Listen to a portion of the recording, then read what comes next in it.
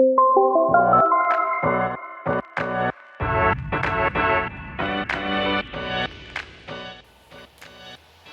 and welcome to our video series on Tech for Good. In this series we'll be chatting to values-led business owners and discuss what Tech for Good means to them. Enjoy!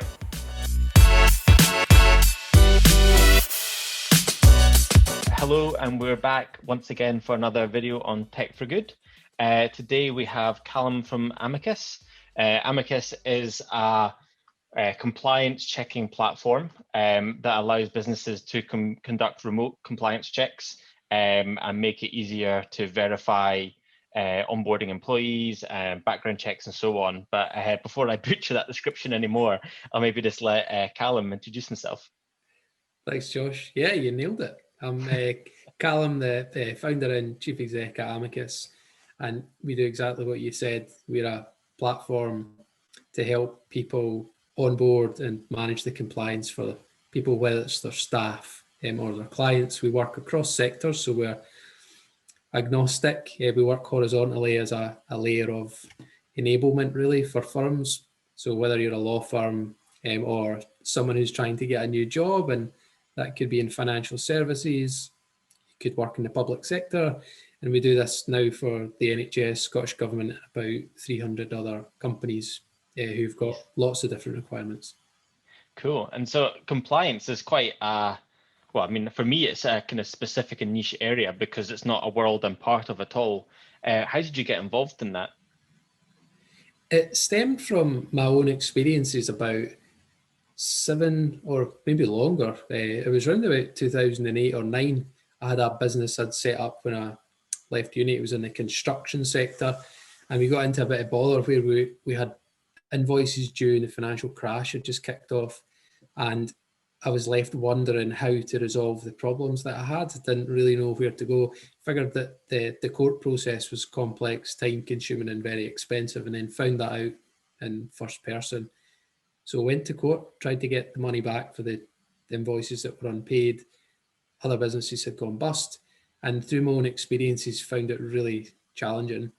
And the business that I ran at the time folded, and we had to pay back all of the money to Inland Revenue and everyone else, and realised that the problems I had faced would be the same the world over, and there would be lots of small businesses and find that in the same way. So we set about figuring out how we would solve the problem. How could you make it really simple and easy for someone as a business to understand what to do, how to access legal help and where to go? And once we got started on that, we worked with a data lab who had started, just really got going. We were the first project that were funded by them to help look into how you could use legal information and commercialize it, like using machine learning. So I spent a year with the Royal Society doing a fellowship there on commercializing legal information. And off the back of it, we built out a search tool, which would let you type in your problem. It would tell you a little bit about where you might go next and what to do. But we realized quite quickly at that point that there's a lot of IP wrapped up in that. And it's really challenging to get the volume of data that you would need to build a training data set big enough to solve even the most basic query. So at that point, we had engaged with the market. You could argue maybe a wee bit late to engage with the market. We had spent 6 months building this beta product out. And the feedback we got from law firms was that actually they had a big problem in engaging and acquiring new clients. And if we were going to open up a new opportunity to do things digitally, then you would need to solve the onboarding challenge. And that then linked into all of the compliance aspects, money laundering, and all the regulations that relate to that. So one thing stepped into the other, and we put on pause the challenge around search and legal information and thought, well, if we go and solve the problem around onboarding and make it really simple and repeatable to share your information, run through the digital ID requirements on board, that's going to be really valuable. And we found that after dealing with law firms to do that, the same problem existed for accountants and for wealth management, and the same thing when you're dealing with recruitment. How do you prove who you are, and right to work checks? So we realized that the obvious goal would be to build out a platform that was really flexible and would help people do that. So we didn't set out to become experts in EU money laundering directives, but that came as a result of trying to solve the thorny problem. And we thought it might take 6 months. That was almost 6 years ago. So here we are today, and yeah, we've got lots more to do. But the overall purpose of the business is to make civil justice and legal information accessible for everyone. That's why we exist. And that's still the reason why we exist. That's not changed. So we are absolutely a purpose-driven business. So happens that onboarding and the challenge of proving who you are and meeting different regulations is a fundamental part of that. Yeah, it's funny because, I mean, I'm completely removed from this, but I remember when we onboarded, were onboarded by our lawyers and my solicitor and so on when I was buying a house, and they needed to verify my identity and so on. And my lawyer was in Glasgow, and I was like, well, I'm not coming through to Glasgow to get this sorted out. And I remember having to Google other law practices or letting agents that could then give me the rubber stamp of approval and say that they'd validated my ID. And it was quite the palaver. And Lara, Andre, and I, all three of us, had to march down to this random estate agent in Leith and ask, pretty please, could you verify that we are who we say we are? So it's very generous of them to give us their time. But yeah, I can see, as somebody who's not even involved in it, the benefit and time saving that you can achieve from something like that. Yeah, absolutely. The other side of it is data security. So often solicitors would, in the old way, do things in paper or ask you to upload an image of your passport into a plain text email and send them it, or attach bank statements to an email, when you don't really want to be sending your passport, your driving license, 3 months of bank statements and utility bills in an email. It's not really a good idea. And for a solicitor or someone who you really trust asking you to do that seems a bit odd. So we've been able to offer an alternative. We work really closely with the Law Society in Scotland, as well as ICAS and a few other regulators, to help get that message out there that there are alternatives. You can do things digitally and you can do them securely, and really significantly reduce the risk to the law firms as well. So yeah, we run about 30,000 checks a month now. And from that, there is a very, very small subset of those which will be unusual, or there will be something that is worth looking at further. There's been a few instances in the past where something might have been flagged and a law firm's been concerned and said there looks like there's a false positive, but on a handful of occasions, it's not a false positive, and it is someone who's previously been, involved in fraud, or that there is something unusual going on. But there's an aspect for the client or the end user who has a risk of sharing their information, and then the other risk is with the law firm and actually corroborating the information that they collect.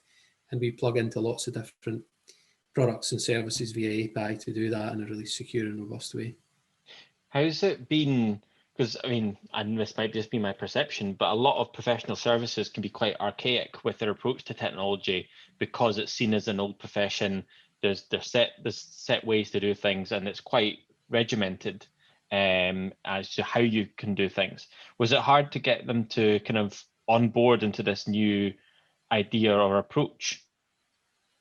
I think initially people are always a little bit concerned, and when you're talking about changing a process, people can be quite protective of that. If someone's in a risk or a compliance role and they created the process and they really understand and believe that doing something in a certain way, a good example would be electronic signatures, where they want you to print the thing off, sign it, scan it back in, send them a JPEG, rather than send them an enhanced electronic signature which has public key infrastructure, which proves way more efficacy than a printed JPEG of something. But if someone's got in their mind that it's their process, sometimes changing that is a challenge. So it's usually people as can be the challenge, rather than the technology.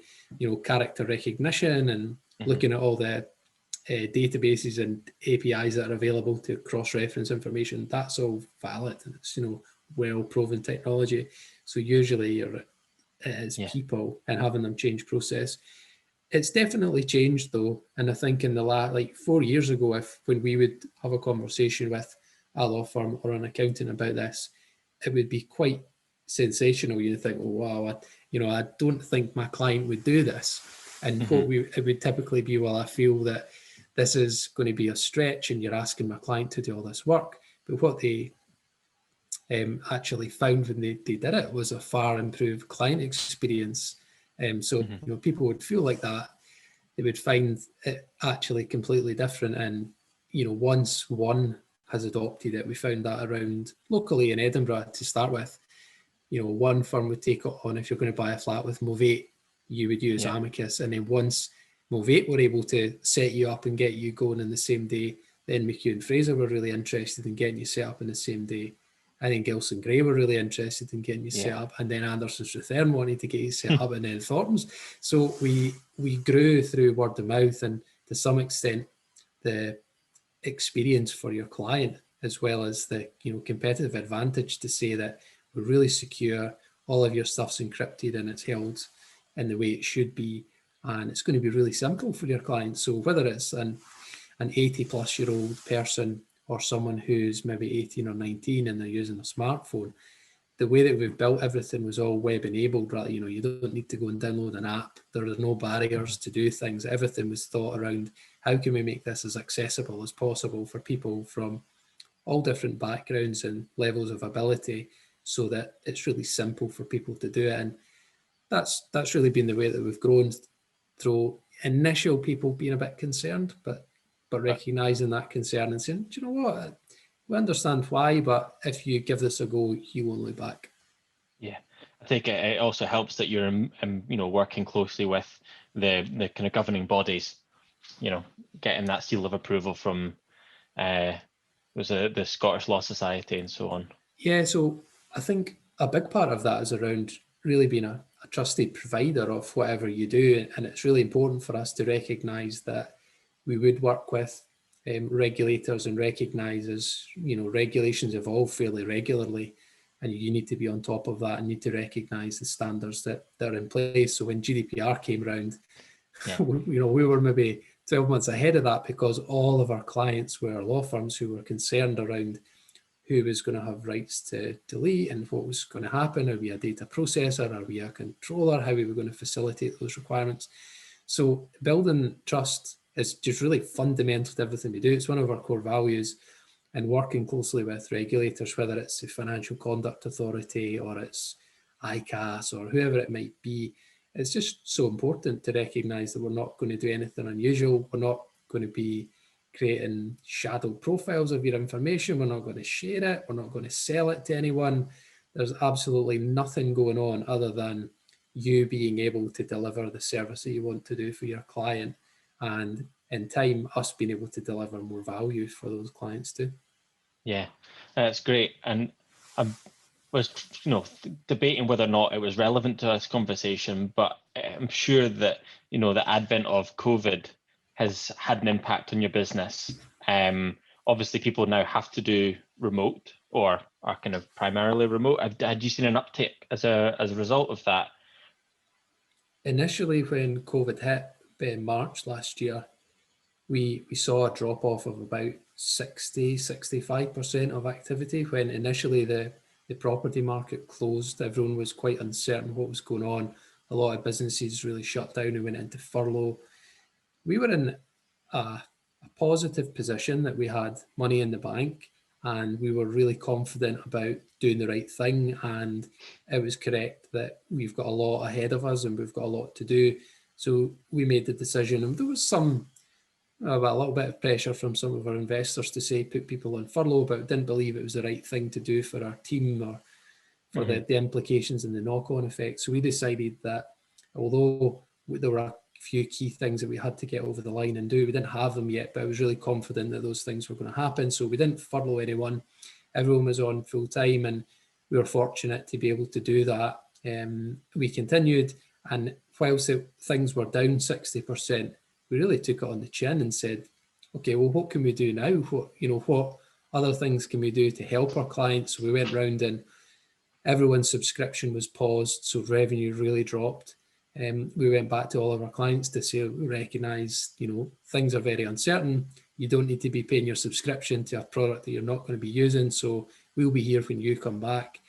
And when things did come back, it was quite quick. So we had March and April, significant drop-offs. And then May, things picked up a little bit. June, it picked up a bit more.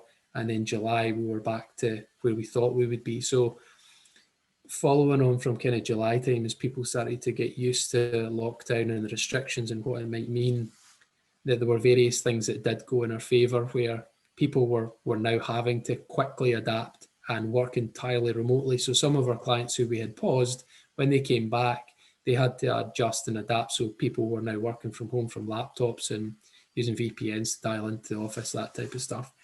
And Amiqus just made complete sense because they could continue. It was more of a kind of business continuity factor, that they could continue to deliver their work, and we were just a really big part of it. So that really played in our favour, as well as thinking about working remotely. So as people were working remotely and being onboarded remotely, it meant that they could adjust and use our software. So whether they were working on a smartphone or a laptop or a tablet, you could still access and use Amiqus. So it meant that when businesses did start to pick up again and bring people back to work, and they went through various compliance challenges, they could use Amiqus remotely. And there's tooling inside the platform, which means that that's really simple. So initially it was pretty challenging, but we made a series of decisions which we felt like were the right ones to make for the long run for our team, as well as our clients. And then things came full circle, and you've had a fantastic month. We just hit 100K today, which was a big milestone for us. A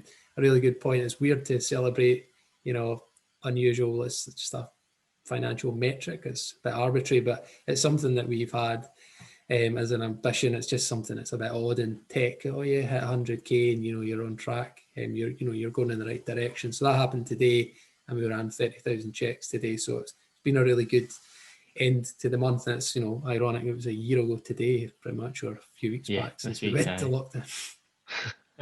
That's mad.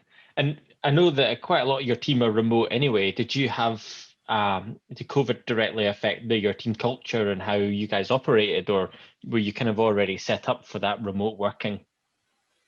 We were about 40 or 45% remote previously. When we set the business up, there was myself and 5 other co-founders, which is a bit unusual. People said it wouldn't work, but it's worked out so far okay. And they were all remote initially as well. So it was only myself that was really around. I'm in Edinburgh. Everyone else is spread out around the UK. We've now got people in different places across the UK predominantly. We've got a couple of people in the EU. And that meant that we were well set up with, we've had a Zoom license for 4 years. So, it's interesting to see people adopt Zoom and move the way that they do things. So that was okay. And we had, processes and procedures in place, which meant that there wasn't much difference. We already were all completely on Slack. Everything's on Google, like the kind of tools that people had to adapt and change to. There was to some extent, the teams who would normally be in the office, previously we were in Leith, in our offices in Seedhouse, and people really like being around the office, and different personality types or character traits lend towards being with people. So, extroverted people who are in maybe sales or marketing roles found it quite challenging to be isolated and at home, whilst our engineering team were, comfortable with that. They all really had a good setup, and they had everything done. So like any company, we had the initial bit of getting external monitors out to everyone, setting everyone up with bits and bobs that they might not have had at home or wherever they're working. So I think we were quite fortunate in the way that we already operated, that it wasn't a huge upheaval for us. That's good. So I brought you on, invited you on today under the guise of Tech for Good. It'd be great just to hear a little bit about what your perception of Tech for Good is, because as I said in one of the first videos, is it a buzzword, or is it a collection of values? Is it a single value? From what I've understood or understand, it can kind of vary from person to person what constitutes Tech for Good. So it'd be great to hear your thoughts. Yeah, like most things, it's pretty subjective. I would always think of Amiqus as a business, a business operating as a force for good. Like, how could you use a business as a force for good? Like, we're purpose driven, very clear values that underline the decisions that we make and the way that we behave, and the outcome of our work and the things that we do create good results for people other than us. So we would think typically that we're building for the long term, creating long-term value, will have an impact on our business, our team, our local environment.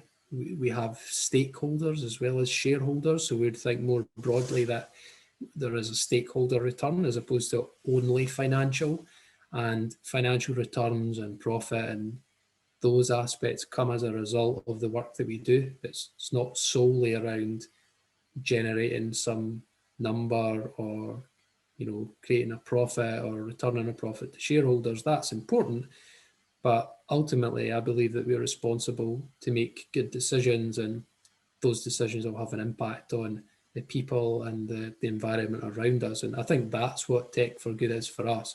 There's a couple of examples of decisions we've made or bits of work that we've done which have been driven by that desire to deliver against our values and to do the right thing.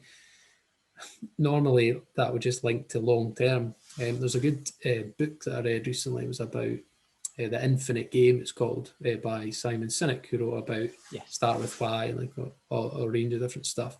It's a really interesting take on it, thinking about, we're not competing against one person or another. It's not like a win or lose. It's an infinite game. Like, we're going to be here and we want to be here for the long run and do good things. And if we're responsible for the way that we behave and the things that we do, then that sets a good example for other businesses that might be, whether they're in tech or they're in another sector or industry, the way that they operate and the way they behave, I think is really important to draw a line in the sand and say, what should we be doing? And I think the businesses of today and tomorrow, next year and the next decade are going to look quite different from the businesses of 10, 20 years ago, and how they think about things, or even have short-term or near-term targets that are really driven by quarterly results, when you're looking at companies that are publicly traded. So yeah, I do think that we are a business that's founding the right principles, and we do think of ourselves as delivering tech for good. And so how do you weigh up your decision making, against profit versus impact?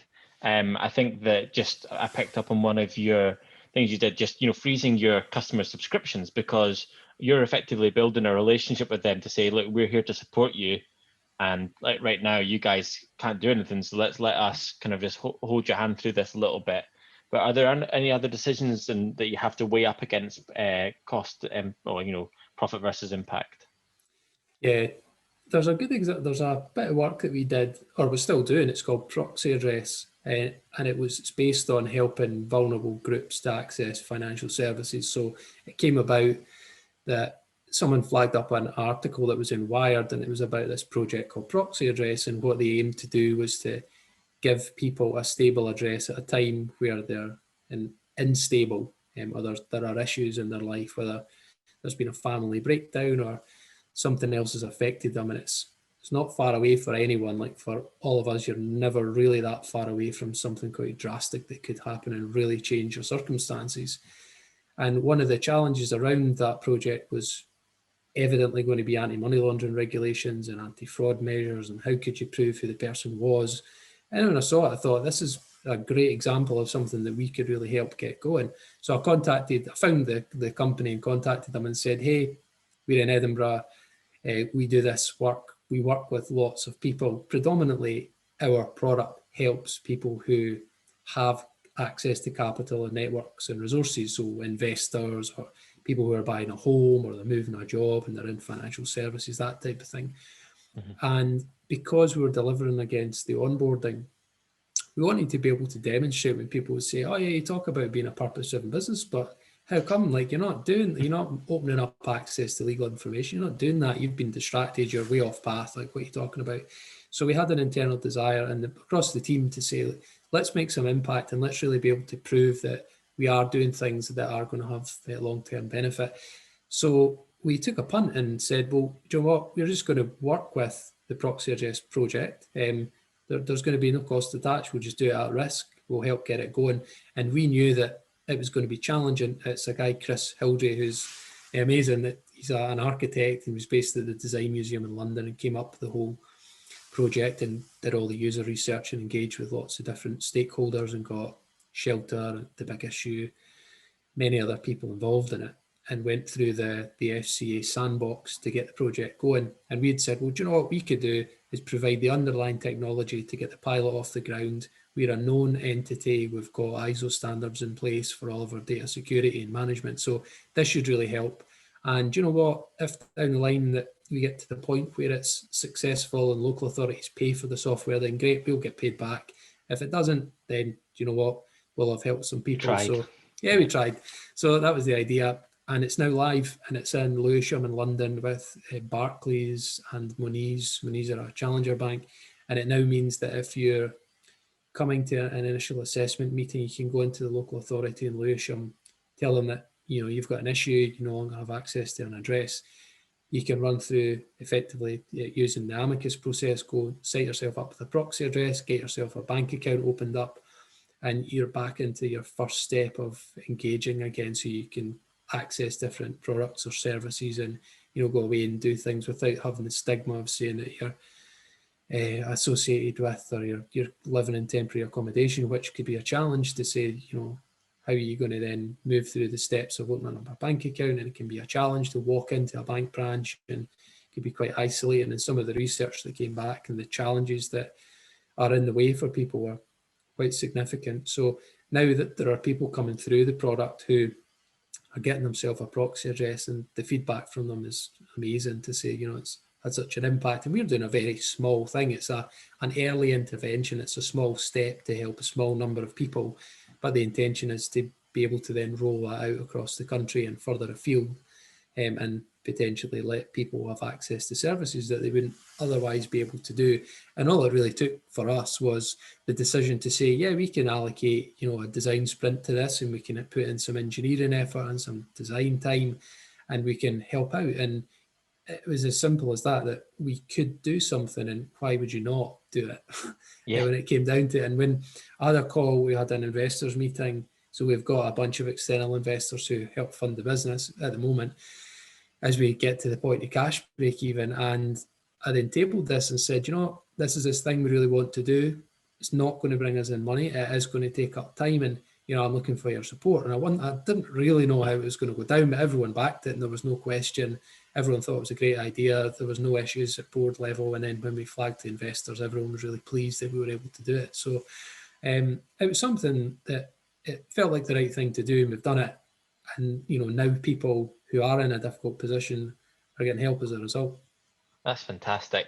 I know that the foundation for the majority of products and services that people at risk face, stem from not having a bank account or a fixed address. So unlocking that gives them so much potential and scope to for betterment. And it's great. It sounds like you've picked the right investors and board if they're supporting decision making like that, because as you say, there's no immediate or guaranteed return on that investment. You're doing that because it betters your business and betters your mission of being purpose driven.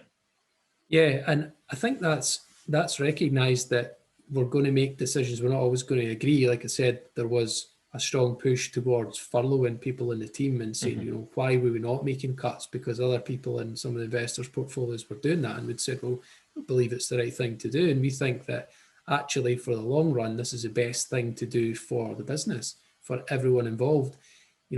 Having to put someone on furlough and then bring them back after 3 months, and the anxiety of being at home, and am I going to get paid off, and what's going to happen if the furlough scheme ends? We were in the position that we had money in the bank, and we were able to do that. And for many months, or for more than years, we have run at a loss, and we've run at that loss because we've got investment from external sources. So it's not unusual that, we would be running at a loss and the bank might withdraw our overdraft. We don't have an overdraft. So there wasn't really any change to the position we were in. We have huge potential, a huge market opportunity to go after, and we just need to keep working on it, whether it was lockdown outside or not. But the support was there when we, had the discussion and said, here are the reasons why we're going to do this, and then we had it backed. So it's not like sunshine and rainbows every day in Amiqus, but the whole point being that we would have these types of discussions to say, like, here's what we think we should do, and here's why we believe that, we're looking for your support. And so far, those decisions have gone in our favour, and we are making progress, and that, I think that is a big part to play in, because of the way that we make decisions and we think in the long run, not so much in the short term. That's fantastic. So we obviously met, about 7 or 8 years ago now, at the Power Youth Summit, which, if anyone listening, isn't to do with young people. I'm not really sure why it was called the Power Youth, but the concept behind it was people building a better world through business. At the time, it felt like it was some sort of pioneering movement where people were trying to do good through business. I'm thinking now, was that because we were young businesses, and me personally, I had my first kind of foray into business, full stop? Or do you think that we were at a point where tides were changing and businesses were starting to try and do more good with their resources? I wonder if it was a change in tide, but everyone who was involved in that, like, you'd still see, and the people like, so Neil from Umega, smashing it. Yeah. Mr. B Corp. Yeah, and then you've got the Beauty Kitchen nailing it. Darina and Christian at Uni knocking it out the park.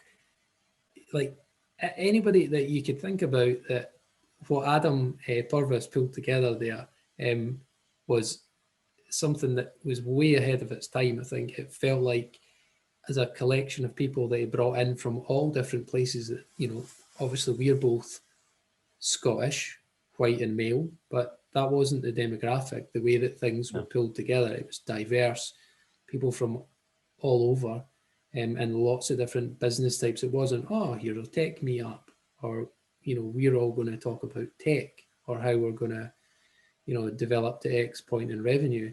It wasn't about that at all. But what they managed to do is get everyone thinking about what impact they're going to have and how they're going to work together. And all of those people who, we don't see them every day. Like, this is an odd thing that I've not seen you for ages. Yeah. But I think it was a really interesting mix of people, and all of these things that have all kind of come together, and people that are involved in Power Youth. It was probably at the very start of Scottish Edge being set up as well. I remember Evelyn McDonald being there.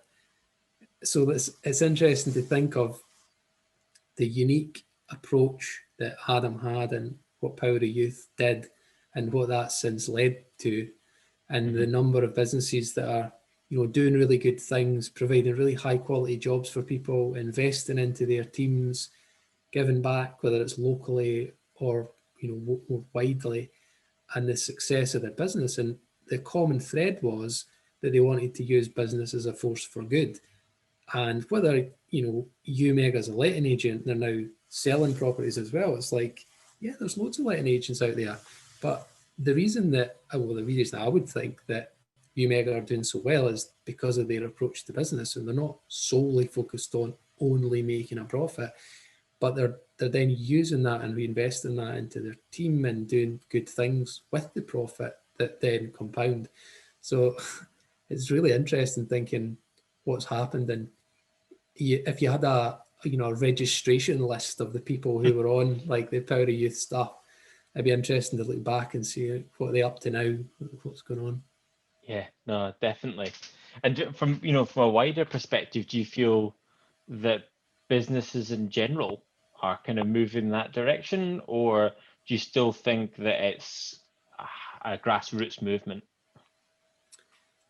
I think there's probably a lot more attention around it, like thinking about, probably nobody knew what B Corp was then, and you've now got like the equivalent, in Scotland, there's Scotland Can Do. Yep, Scotland Can Do framework, and then Scotland Can Be, that equivalent, and the work that Tim's been doing, who was also part of Power Youth. Some of the bigger businesses, you'll see things coming out, and you wonder, how much of it is like a corporate social responsibility policy, or are they actually changing the way that they are? Whilst you've got others that are really pushing on sustainability, whether it's environmental or it's now financial sustainability, saying like we're going to change the model and how we operate. That's interesting to think about. Big, large-scale businesses, I don't know, when I say large-scale, you've obviously got examples that are turning over X billion and doing really good stuff like Patagonia or people like that who, again, are B Corp.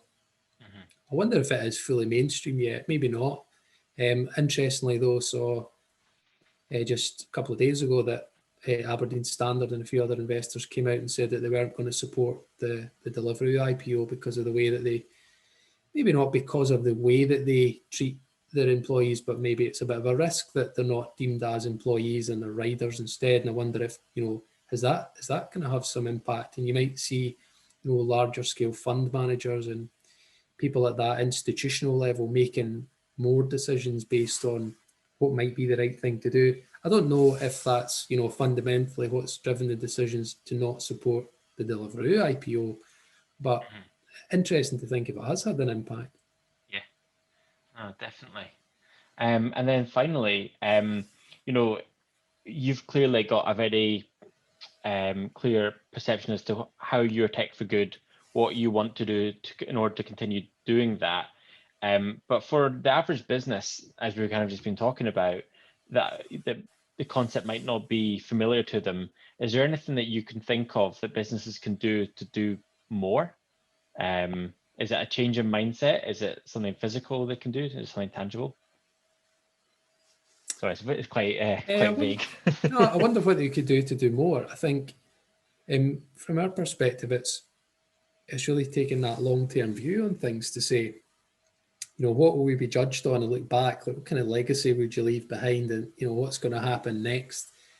If Amiqus wasn't here anymore, or I wasn't for whatever reason, like what would we be judged on? Like, did we make the right call? Did we behave in the right way? Did we do the right thing? So I think maybe thinking through a longer term lens rather than, the near term, whether it's monthly or quarterly or like the annual results, like what impact do you actually have? And are you really changing the dial?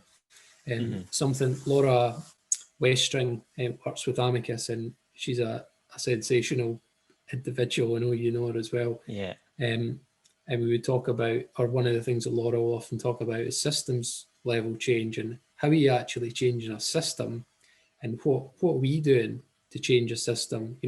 If the system's broken, what are we going to do to affect it? Are we just going to sit and watch it whilst it's broken, or are we going to have some sort of input to change a system? I think that systems level thinking, and that's something that Adam talks about as well, who is at Power of Youth, but thinking about, the voice and the power that you then potentially have. So as a collective, as a group of business, or even as a business, what example are you setting?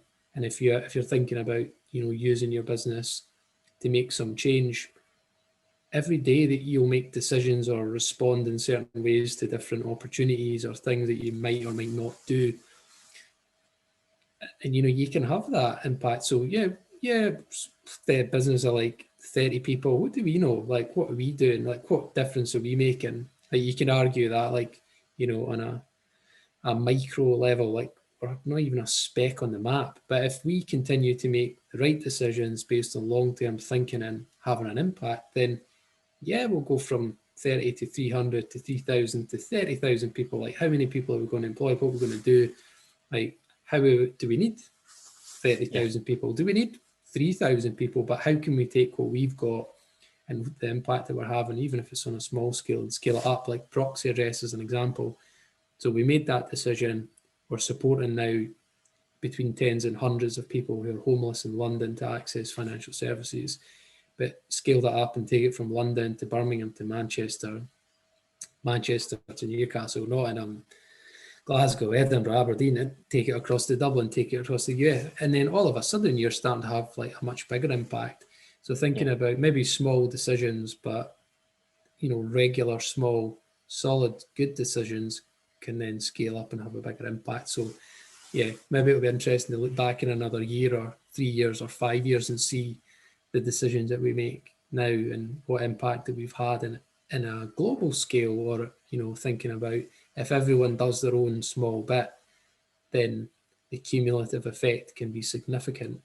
And I think if we all do a bit, and we're working in a very specific area, doing a very specific thing, so we're not going to change the world on our own. But if everyone had the same approach and thought, do you know what, we could do something different, and if some massive FTSE 100 board decide to do something differently, then yeah, that'll have an impact, because then another 5 will do it and another 10 will do it. And then, if you've got all of the FTSE 100, these huge scale businesses changing things, whether it's like their approach to recycling or use of plastics, or there's so many issues that you could talk about, then it will have an impact.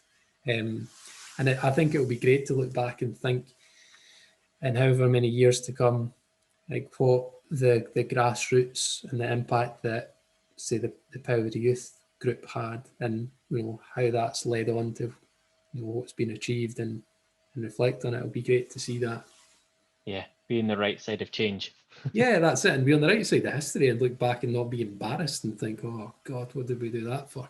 Obviously, we're going to make some mistakes along the way, but I'd hope that the impact and the positives, the trend is upwards and to the right and to a positive, as opposed to having any negative effect.